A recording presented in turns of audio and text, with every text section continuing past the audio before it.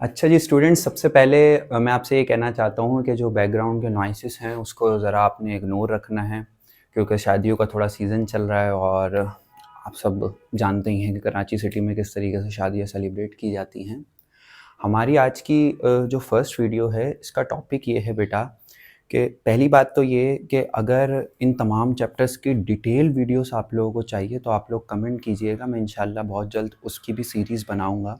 अभी फ़िलहाल मेरा टारगेट है कि मैं क्रैश और इम्पॉर्टेंट टॉपिक्स आप लोगों को कवर करवा दूं, तो इसीलिए मैंने जो है सबसे पहला जो आज टॉपिक सेलेक्ट किया है वो आपका चैप्टर नंबर 1 से एक्सरसाइज नंबर 1.5, ठीक है, जिसमें आप लोगों को कॉम्प्लेक्स नंबर पढ़ाया जाएगा, उसका मैंने इंट्रोडक्शन सेलेक्ट किया, ठीक है। उसके बाद फिर हम जब एक्सरसाइज नंबर 1.6 पे आएंगे ना बेटा, अच्छा एक्सरसाइज नंबर 1.5 से जो क्वेश्चन पेपर में पूछा जा सकता है वैसे इतना ख़ास इंपॉर्टेंट नहीं है बेटा, लेकिन थोड़ा बहुत इंपॉर्टेंट है, वो है क्वेश्चन नंबर 5। उस पर आने के लिए हमें थोड़ा सा इंट्रोडक्शन पढ़ना होगा, ठीक है। और जो सबसे ज़्यादा इंपॉर्टेंट एक्सरसाइज है ना बेटा वो है एक्सरसाइज नंबर 1.6, ठीक है। एक्सरसाइज नंबर 1.6 क्यों इंपॉर्टेंट है तो ये मैं आप लोगों को बता देता हूँ। असल में 1.6 में जो क्वेश्चन नंबर 1 है और जो क्वेश्चन नंबर 2 है, ठीक है, ये इतने ज़्यादा इम्पॉर्टेंट तो नहीं है, लेकिन कभी भी पेपर में अचानक से पूछे जा सकते हैं, ठीक है बेटा। और क्वेश्चन नंबर 3 और क्वेश्चन नंबर 4, अगर आप लोग पास पेपर्स को 10 ईयर वगैरह को अगर फॉलो कर रहे हैं अच्छे से तो आपको ये अंदाज़ा होगा कि ये जो क्वेश्चंस हैं ये बहुत ही ज़्यादा जो हैं वो इम्पॉर्टेंट समझे जाते हैं बोर्ड एग्ज़ाम्स के हवाले से, ठीक है भाई। तो हमारा टारगेट इस चैप्टर से फ़िलहाल ये रहेगा कि हम एक्सरसाइज नंबर 1.5 में थोड़ा बहुत कॉम्प्लेक्स नंबर का इंट्रोडक्शन करेंगे, जो कि आज हमारी वीडियो का क्या है बेटा टॉपिक है। इसके बाद फिर एक्सरसाइज नंबर 1.6 पे जो इंपॉर्टेंट क्वेश्चंस हैं, क्वेश्चन नंबर 1, क्वेश्चन नंबर 2 वो लेस इंपॉर्टेंट क्वेश्चंस हैं, और क्वेश्चन नंबर 3 और क्वेश्चन नंबर 4 ये बहुत ही ज़्यादा बेटा क्या हैं इम्पॉर्टेंट है। तो इस चैप्टर से फ़िलहाल हमें इस क्रैश कोर्स में यही कवर करना है, और इंशाल्लाह आपका इस चैप्टर से 5 नंबर का एक शॉर्ट क्वेश्चन निकल जाएगा, क्योंकि चैप्टर नंबर 1 से बेटा एक शॉर्ट क्वेश्चन आता है, इस तरह चैप्टर नंबर 2 से भी एक शॉर्ट क्वेश्चन आता है, चैप्टर नंबर 3 से 2 शॉर्ट क्वेश्चन आते हैं, चैप्टर 4 से एक शॉर्ट क्वेश्चन आता है, लॉन्ग क्वेश्चन भी चैप्टर 4 से आता है। तो डिफरेंट चैप्टर्स की जो है ना वो डिस्ट्रीब्यूशंस हैं क्वेश्चंस की, ठीक है। तो पूरा ये आपका 75 मार्क्स का जो है वो पेपर बनता है, ठीक है भाई। और 75 मार्क्स में से अगर आपके 60 से 70 मार्क्स आ जाएं तो ये बेटा बुरे मार्क्स नहीं होते, ठीक है। क्यों ये मार्क्स आपके बुरे नहीं होते, क्योंकि मैथमेटिक्स है। दूसरा ये कि 60 से 70 के दरमियान जो मार्क्स हैं वो कोई आम बच्चा ला नहीं सकता, ठीक है। और अगर आप ये क्रैश कोर्स अच्छे से पढ़ेंगे, इसको अच्छे से प्रैक्टिस करेंगे बेटा, तो आपके आराम से ये मार्क्स सिक्योर हो जाएंगे, ठीक है भाई। तो अब हम शुरू करेंगे इंशाल्लाह चैप्टर नंबर 1, उसमें हम 1.5 का इंट्रोडक्शन स्टार्ट करेंगे, रियल एंड कॉम्प्लेक्स नंबर का डिफरेंस मैं आप लोगों को भी बताऊंगा। अच्छा भाई, अब मसला ये है कि कॉम्प्लेक्स नंबर को समझने के लिए ना बेटा, इन दो डेफिनेशंस को समझने के लिए आपके पास थोड़ी सी नॉलेज होनी चाहिए बेटा। तो वो नॉलेज मैं आप लोगों को प्रोवाइड करता हूँ कि सबसे पहले आप लोगों को ये पता होना चाहिए कि आयोटा क्या होता है, ठीक है। ये जो आयोटा क्या होता है भाई, आयोटा, इस आयोटा ने बच्चों को बड़ा ना परेशान करके रखा हुआ होता है। तो इस आयोटा को सबसे पहले पहचानते हैं कि ये आयोटा है कहाँ, ये आया कहाँ से, मैथमेटिक्स में ये घुस कैसे गया आयोटा, ठीक है भाई। अच्छा, अब आयोटा क्या होता है, आयोटा को निकालने के लिए सबसे पहले एक इक्वेशन कंसिडर कर लें। मैथमेटिक्स में कोई इक्वेशन, जैसे कि हम एक इक्वेशन कंसिडर कर लेते हैं x² + 1 = 0। ये एक इक्वेशन थी मैथमेटिक्स में, और आप सब लोग जानते हैं कि इक्वेशन कैसे सॉल्व होती है, ठीक है। ज़ाहिर है 8 क्लास को थोड़ा क्रॉस करके आए होंगे, 9 क्लास में थोड़ा सा आप लोगों को पता होगा, नहीं पता होगा तो बता देता हूँ कि बेटा इक्वेशन को सॉल्व कैसे करते हैं कि उसके वेरिएबल की आप वैल्यू फाइंड कर लेते हैं, ठीक है। अब देखें, मैं अगर इस वेरिएबल की वैल्यू फाइंड करने जाऊँ तो ये प्लस का है, यहाँ आके किसका हो जाएगा, माइनस का हो जाएगा, सही है भाई। तो आप अगर देखें कि ये x² है, ये प्लस का 1 है, यहाँ आके किसका हो जाएगा, माइनस का 1। ये प्लस का 1 है, दूसरी साइड पे लेके जाएंगे किसका हो जाएगा भाई, माइनस का 1, ठीक है। बात समझ में आ रही होगी आप लोगों को। तो ये यहाँ पे आके किसका हो गया, माइनस का 1 हो गया। मुझे x की वैल्यू फाइंड करनी है। किसकी वैल्यू फाइंड करनी है? x की वैल्यू। तो मैं इस स्क्वायर को ख़त्म करने के लिए क्या लगाऊंगा? रूट लगाऊंगा। स्क्वायर को ख़त्म करने के लिए रूट लगाऊंगा। तो मैंने यहाँ पे लिखा taking square root on both side. जब मैंने बोथ साइड पे स्क्वायर रूट अप्लाई किया बेटा, तो इस एक्स स्क्वायर पे, ये जो एक्स स्क्वायर है बेटा, इस पे स्क्वायर रूट आ गया। और बेटा ये जो -1 है, इस पर भी क्या आ जाएगा? एक अदद स्क्वायर रूट आ जाएगा। और फिर स्क्वायर से रूट क्या हो जाएगा बेटा? कैंसिल हो जाएगा। तो जब आप इधर आएंगे तो स्क्वायर से रूट जब कैंसिल हो जाएगा तो ये बचेगा अंडर द रूट -1। ये आपके पास बचेगा। और ये अंडर द रूट -1 है ना बेटा, ये जो अंडर द रूट -1 है, ये जो अंडर द रूट -1 है जनाब, इसी को आयोटा कहते हैं। इसी को हम क्या कहते हैं? आयोटा कहते हैं। तो आज आपको आयोटा की वैल्यू पता लग गई, ठीक है? इसको हम क्या कहते हैं बेटा? आयोटा कहते हैं। बेसिकली आयोटा कोई नंबर नहीं है। आयोटा तो जस्ट एक सिंबल है। आयोटा तो जस्ट क्या है बेटा? एक सिंबल है। और ये सिंबल एक ग्रीक सिंबल है, ठीक है? तो ग्रीक सिंबल है जो जस्ट बेटा रिप्रेजेंट करता है किसको? एक इमेजिनरी नंबर को। और वो इमेजिनरी नंबर क्या है बेटा? Under the root -1। That's it. इसके अलावा कोई और चीज़ इसमें नहीं है, ठीक है बेटा? तो आयोटा कोई नंबर नहीं है। Iota is just a symbol to represent under the root -1, ठीक है भाई? तो आयोटा कोई नंबर नहीं है, सही है भाई? इस चीज़ को आप लोगों ने क्लियर करना है। अब लेकिन क्योंकि आयोटा का सिंबल यूज होता है, तो हमें यहाँ से मालूम हुआ कि आयोटा बराबर है अंडर द रूट -1 के। और ये क्या है बेटा? एक इमेजिनरी नंबर है। अब अंडर द रूट -1 को आप कहाँ रियल लाइफ में यूज करेंगे? रियल लाइफ में यूज कर ही नहीं सकते आप। तो इमेजिनरी ही हम इसको लिख सकते हैं, या आप सिर्फ इसको इमेजिन ही कर सकते हैं, ठीक है बेटा? तो ये एक इमेजिनरी नंबर है, ठीक है? रियल लाइफ में इसका कोई यूज नहीं है। In the field of computer या ग्राफिक्स डिजाइनिंग, इस चीज़ में इसका बहुत यूज़ है, लेकिन वो सारी चीज़ें क्या है बेटा? इमेजिनरी है। तो दैट्स वाई हम इसको क्या कहते हैं बेटा? ये एक इमेजिनरी नंबर है। अच्छा, अब कुछ चीज़ें हैं जो आप लोगों ने बेटा नोट करके रखनी है। कुछ चीज़ें हैं जो आप लोगों ने क्या कर लेनी है? नोट कर लेनी है, क्योंकि ये आपके काम आएंगी बहुत। पहली चीज़ क्या काम आएगी भाई? पहली चीज़ काम आएगी आपके कि ये जो आयोटा है, अगर आप इसका स्क्वायर कर दें तो क्या आंसर आएगा? -1 आएगा। कैसे? अभी करके दिखाता हूँ। अगर आप गौर करो कि मैं इस आयोटा पे क्या लगा दूँ? स्क्वायर लगा दूँ, तो इस अंडर द रूट 2 पे भी क्या लग जाएगा बेटा? एक अदद स्क्वायर लग जाएगा। तो आयोटा स्क्वायर की जो वैल्यू आएगी, वो स्क्वायर से रूट क्या हो जाएगा? कैंसिल। और आयोटा स्क्वायर की जो वैल्यू आ जाएगी, वो आ जाएगी -1। तो ये चीज़ आपने बेटा नोट करके रखनी है कि ये जो आयोटा स्क्वायर है, ये किसके बराबर होता है? ये -1 के बराबर होता है। सेकंड, ये इसी तरीके से ये आप लोग ट्राई भी कर सकते हैं खुद। आयोटा की पावर 4 किसके बराबर होती है? 1 के बराबर होती है। कैसे? अब मेरे पास जगह की थोड़ी कमी है, मैं इसको यहाँ पे थोड़ा सा लिख लेता हूँ कि ये आयोटा स्क्वायर है, ठीक है? और ये बराबर था किसके? -1 के, ठीक है भाई? थोड़ा सा डायरेक्ट कर लेते हैं। हुआ क्या मैंने इस आयोटा स्क्वायर पे भी क्या लगा दिया? स्क्वायर लगा दिया। इस आयोटा स्क्वायर पे भी मैंने क्या अप्लाई कर दिया है भाई? स्क्वायर अप्लाई कर दिया है।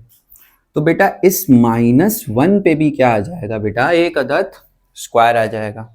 और ये बात आप लोगों को पता है कि मैथमेटिक्स में पावर के ऊपर पावर हो, फिर दोहरा रहा हूँ, मैथमेटिक्स में पावर के ऊपर पावर हो, मैथमेटिक्स में पावर के ऊपर पावर हो, तो पावर पावर से क्या कर जाती है? सही सोच रहे हैं आप? मल्टीप्लाई कर जाती है, सही है? तो अब यहाँ पे देखें 2 के ऊपर 2 पावर, यानी पावर के ऊपर क्या है भाई? पावर है। तो पावर पावर से क्या हो जाएगी, मल्टीप्लाई हो जाएगी। तो यहां अगर आप गौर करें कि आयोटा की पावर 2 2 जा 4 हो जाएगी। ठीक है भाई, -1 का स्क्वायर है, किसी भी नंबर का स्क्वायर होता है, इट मींस वो नंबर अपने आप से ही क्या कर जाता है, मल्टीप्लाई कर जाता है। यही होता है ना मैथमेटिक्स में। तो -1 मल्टीप्लाई बाय -1 हो जाएगा ये। ठीक है, अब देखें आयोटा की पावर 4 ऐसी है, माइनस माइनस क्या होता है भाई।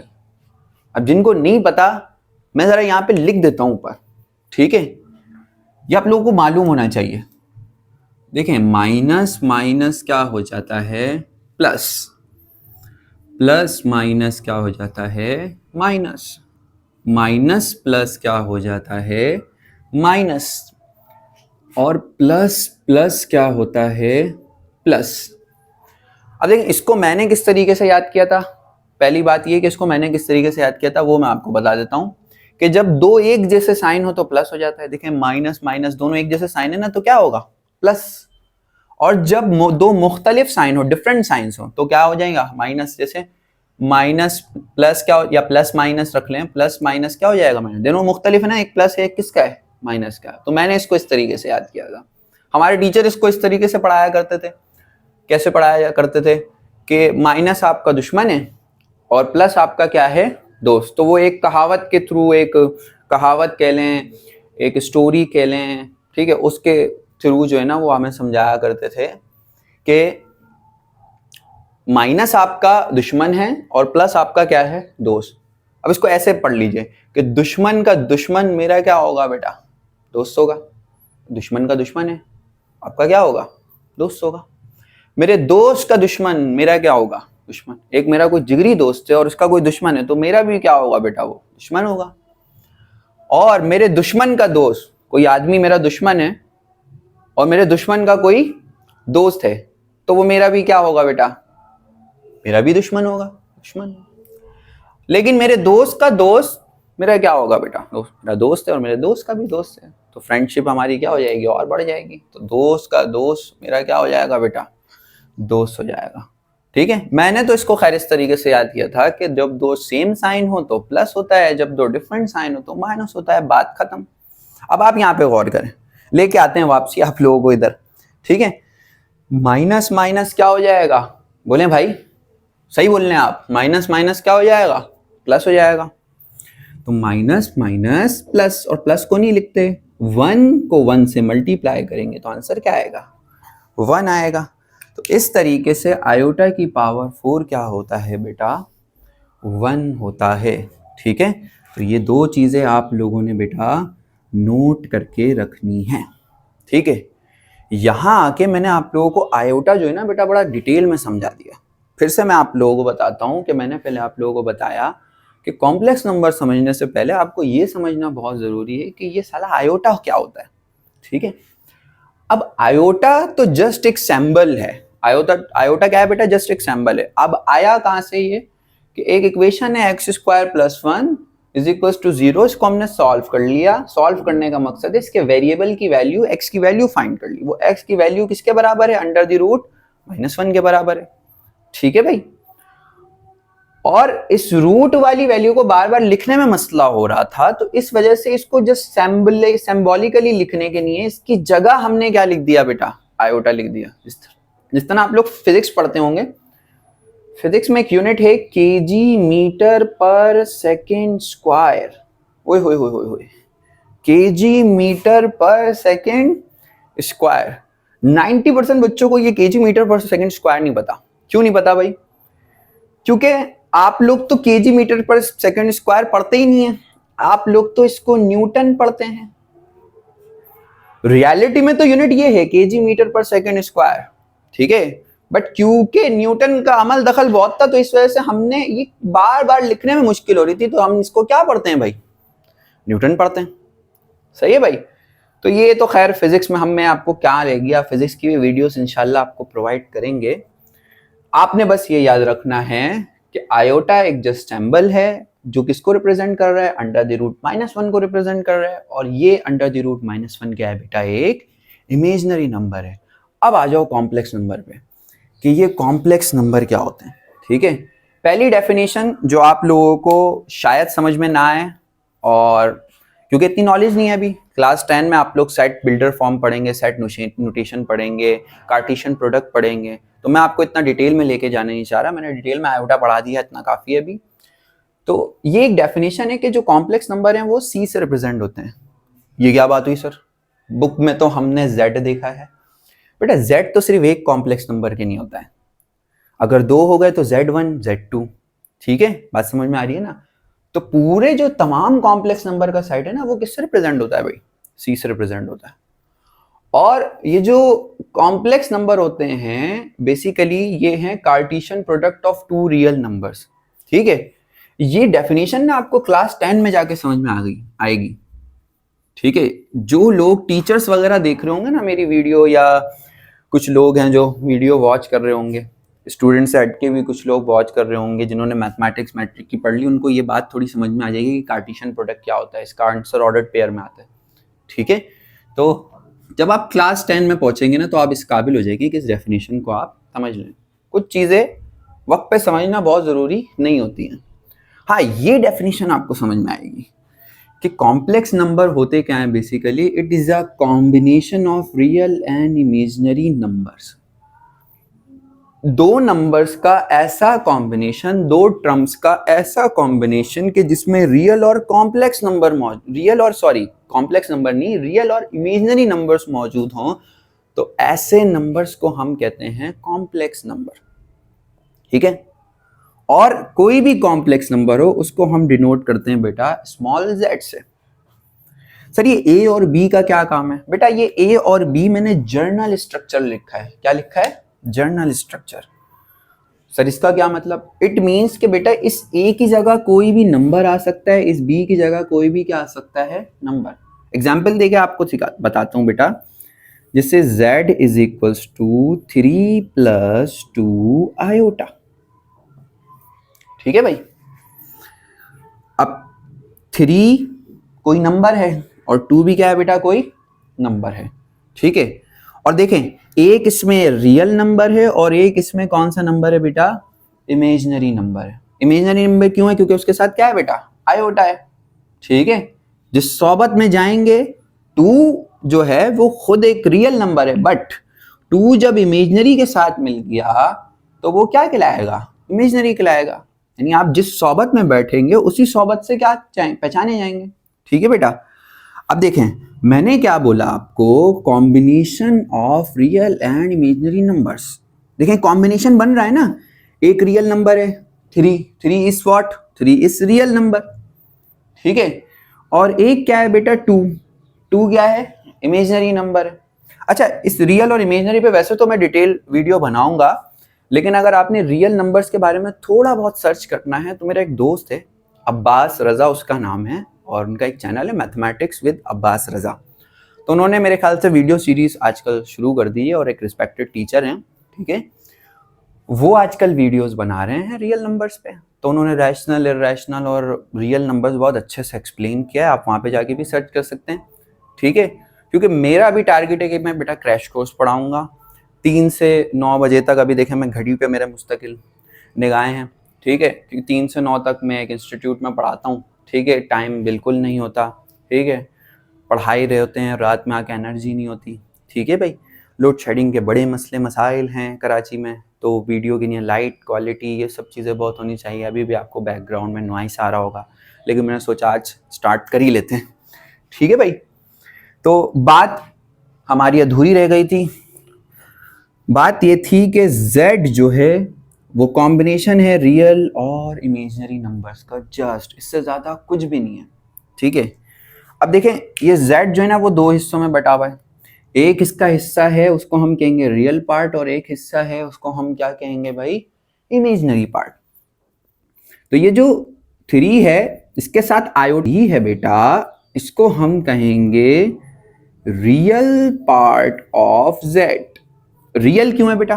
क्योंकि ये कॉम्बिनेशन है ना, एक रियल नंबर होगा और एक क्या होगा? इमेजिनरी नंबर होगा। तो जो रियल नंबर है वो यहाँ पे क्या है बेटा? 3 है। इधर देखेंगे तो रियल नंबर क्या है बेटा? ये है। और ये जो 2 है क्योंकि इसके साथ बेटा क्या है, आयोटा है, और हम मैंने आपको अभी पूरा डिटेल में एक्सप्लेन किया है कि आयोटा क्या है, सही सोच रहे हैं आप, इमेजिनरी नंबर है। तो आयोटा की वजह से ये 2 क्या हो गया बेटा, इमेजिनरी नंबर हो गया, इमेजिनरी पार्ट हो गया, यानी वो इमेजिनरी नंबर के साथ मिला हुआ है, तो वो क्या कहलाएगा बेटा, इमेजिनरी पार्ट कहलाएगा। चोर के साथ घूमोगे तो आप भी चोर कहलाओगे, ठीक है बेटा। तो ये 3 यहाँ पे रियल पार्ट हो गया, ये 2 यहाँ पे क्या हो गया बेटा, इमेजिनरी पार्ट हो गया। बस सिंपल इसकी मैं आप लोग एक ट्रिक बता देता हूँ कि इसको याद कैसे करना है। याद बेटा इसको ऐसे रखना है, बस जिसके साथ आयोटा है वो इमेजिनरी है, जिसके साथ आयोटा नहीं है वो क्या है बेटा, रियल है। और सिंपल नंबर और आयोटा वाला नंबर, इन दोनों की कॉम्बिनेशन हो, चाहे प्लस हो चाहे माइनस हो, उसको हम कहेंगे क्या, एक कॉम्प्लेक्स नंबर। दैट्स इट, इतनी सी बात है, बहुत आसानी से समझ में आने वाली चीज़ है बेटा। बच्चे इसको बहुत मुश्किल समझते हैं, ये टॉपिक बच्चों को बहुत क्या करता है, परेशान करता है, तो इसी वजह से तो हम आए। सही है भाई। तो भाई अब ये जो कॉम्प्लेक्स नंबर है ना, इसको भी लिखने के जो है ना बेटा 2 तरीके हैं। पहला तरीका क्या है कि z is equals to A plus B iota, ये मैंने आपको बड़ी डिटेल में समझाया, combination of real and complex number, बीच में प्लस भी आ सकता है, बीच में माइनस भी आ सकता है, तो इसे हम क्या कहते हैं बेटा, कॉम्प्लेक्स नंबर कहते हैं, ठीक है। अच्छा, इसमें ना एक कन्फ्यूजन हो जाती है बच्चों को। अगर बच्चे ने बड़ा ज़बरदस्त सवाल किया था, ठीक है, और आप लोगों का सवाल क्लियर होना बहुत ज़रूरी है। अगर एग्जाम्पल के तौर पे sir z is equals to 5 iota लिखा हुआ, क्या लिखा हुआ, z is equals to 5 iota लिखा हो, तो क्या सर ये भी एक कॉम्प्लेक्स नंबर होगा? ठीक है, ज़रा 1 मिनट आप 10 सेकंड के लिए सोचें, वीडियो स्टॉप करके फिर मैं आंसर देता हूँ। हाँ भाई सोच लिया? तो मसला ये है कि सर ये भी जो है ना कॉम्प्लेक्स नंबर है। रीज़न मैं आपको बताता हूँ। रीज़न ये कि बेटा हम इस 5 आयोटा को ऐसे भी तो लिख सकते हैं, 0 प्लस 5 आयोटा। ज़रा 1 मिनट के लिए सोचो, तो ये जो कॉम्बिनेशन है, 0 के प्लस या माइनस करने से इस पर कोई फ़र्क नहीं पड़ेगा। तो ये जो कॉम्बिनेशन बन गई, ये कौन सी कॉम्बिनेशन बन गई, ये कॉम्प्लेक्स नंबर वाली कॉम्बिनेशन बन गई। सही है बेटा, तो ये भी क्या होगा, ये भी एक अदद कॉम्प्लेक्स नंबर होगा। सही है। अब बात करते हैं दोबारा से कॉम्प्लेक्स नंबर की फॉर्म्स पे। 2 तरह की फॉर्म्स में कॉम्प्लेक्स नंबर को आप लिख सकते हैं। पहले मैं एग्जाम्पल के तौर पे कुछ कॉम्प्लेक्स नंबर्स लिख रहा हूँ, ठीक है बेटा, ताकि आप लोगों को बात थोड़ी सी जो है बेटा अच्छे से जो है समझ में आ जाए। पहला कॉम्प्लेक्स नंबर मैंने लिख लिया, z is equals to, bracket इसमें लगता नहीं है, z is equals to 5 plus 2 iota, z is equals to 3 iota, z is equals to -2 plus 3 iota. ठीक है, अच्छा ये 3 कैसा बन गया, आप बताइए। सही है भाई। तो ये 3 आ गए आपके पास कॉम्प्लेक्स नंबर। ये फॉर्म अभी हम पढ़ चुके हैं। आयोटा क्या है ये बड़ी डिटेल में अभी मैं आप लोगों को समझा चुका हूँ, ठीक है। फिर लिख देता हूँ यहाँ पे कि आयोटा कोई नंबर नहीं है, आयोटा एक जस्ट सिंबल है और ये रिप्रेजेंट करता है √-1 को, बस ये है आयोटा, और ये जस्ट एक इमेजिनरी नंबर है। सही है भाई। अब कुछ लोग कॉम्प्लेक्स नंबर को इस तरीके से लिखते थे। एक नोटेशन बेटा इस तरीके से लिखने की है, सर ये नोटेशन क्यों यूज हो रही है और ये नोटेशन क्यों यूज हो रही है? बेटा ये नोटेशन यूज होती है प्लॉटिंग के लिए, जब आप ग्राफ बनाते हैं, और जब आप चैप्टर नंबर 7 पढ़ेंगे तो आपको ये नोटेशन बड़ी भरपूर तरीके से नजर आएगी। इस नोटेशन का सर कोई नाम होगा, इस फॉर्म का कोई नाम होगा? बिल्कुल है बेटा, मैथमेटिक्स में इस फॉर्म का नाम है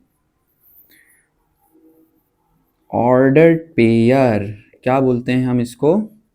ऑर्डर्ड पेयर। ठीक है भाई। अब देखें ये जो z है ये किस तरीके से लिखा जाता है। अगर इस फॉर्म में लिखा हुआ हो तो हम इसको इस फॉर्म में किस तरीके से लिखते हैं, बीच में आएगा बेटा कॉमा। पहले आपने लिखना है रियल नंबर, शुरू में क्या लिखना है आपने? Real number. रियल नंबर क्या है बेटा? 5 है। बाद में आपने क्या लिखना है? Imaginary number, and that's it. ये आपका आंसर हो गया। अब इसको ट्राई करते हैं बेटा। z इज इक्वल्स टू, अब मसला ये है कि सर यहाँ पे तो रियल नंबर, रियल पार्ट है ही नहीं। जब नहीं है ना रियल पार्ट, तो जो मौजूद ना हो ना उसको जीरो लिख देते हैं। उसको क्या लिख देते हैं? जीरो लिख देते हैं। और इमेजिनरी पार्ट यहाँ पे क्या है? इमेजिनरी पार्ट यहाँ पे है 3। फिर ये वाला नंबर भी ज़रा ट्राई कर लेते हैं। बेटा इसका रियल पार्ट क्या है? 2 है। 2 नहीं है बेटा, इसका रियल पार्ट क्या है? -2 है। तो -2 रियल। इमेजिनरी पार्ट क्या है? इमेजिनरी पार्ट बेटा क्या है? 3। तो जब भी ऑर्डर्ड पेयर में लिखते हैं ना, तो मैं इसको कुछ इस तरीके से जर्नल बता देता हूँ। जब भी आप कोई ऑर्डर्ड पेयर में लिखेंगे तो यहाँ लिखेंगे रियल पार्ट और यहाँ लिखेंगे क्या? Imaginary part. आयोटा नहीं लिखेंगे, आयोटा को इग्नोर मार देंगे। ठीक है, इग्नोर करने में पाकिस्तानी थोड़े से माहिर हैं। सही है भाई। एक और ट्राई करते हैं, एक और एग्जाम्पल ज़रा ट्राई करते हैं। ये देखें, अगर मैं बोलूँ आपसे कि z बराबर है 5 - 2 आयोटा के, तो आप इसको ऑर्डर्ड पेयर में कैसे लिखेंगे? आपने बोला सर कोई मसला नहीं है, इसको ऑर्डर्ड पेयर में लिखना है ना। इसको ऑर्डर्ड पेयर में हम ऐसे लिख देते हैं कि ये रहा हमारा रियल पार्ट हमारा क्या है? 5 है। कैसे पहचाना रियल पार्ट? रियल उसको कहते हैं जिसके साथ आयोटा, सिंपल।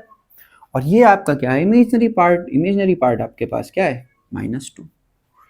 सही है भाई। तो ये कुछ छोटा सा आपके फॉर्म्स के मुतालिक क्या हो गया? कॉम्प्लेक्स नंबर का इंट्रोडक्शन हो गया। ठीक है, सवालात पे लाऊंगा, टेंशन ना लें। मुझे थोड़ा सा इंट्रोडक्शन देना आपको डिटेल में कॉम्प्लेक्स नंबर का, ताकि आप भूलें नहीं। इस चैप्टर से 2 ही तो चीज़ें पढ़ रहे हैं हम, ठीक है, और दोनों हम थोड़ा अच्छे से पढ़ेंगे।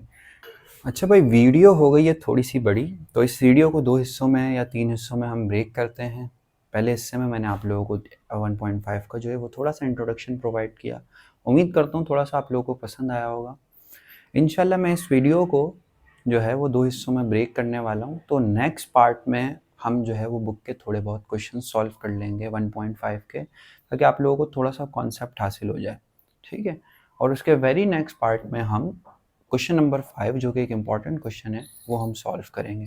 ठीक है बेटा, तो अपना फ़िलहाल इस वीडियो को जो देख रहे हैं, अपना बहुत ज़्यादा ख्याल रखिएगा। अल्लाह हाफिज़ व नासिर रहे। पाकिस्तान।